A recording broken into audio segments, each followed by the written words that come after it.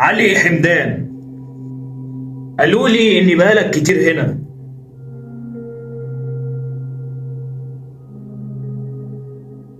علي، أنا هنا عشان ماليش مكان هناك. وإيه اللي خلاك تقول كده يا علي؟ هتفضل ساكت كده؟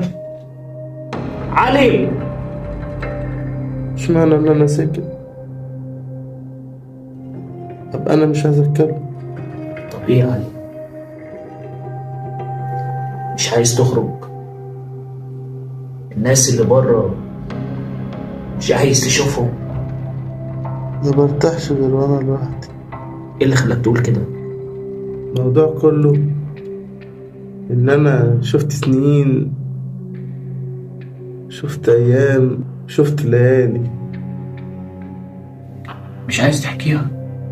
ولو شفتها تبقى زيي. عارف انت مشكلتك ايه؟ انك مش شايف غير الحقيقة.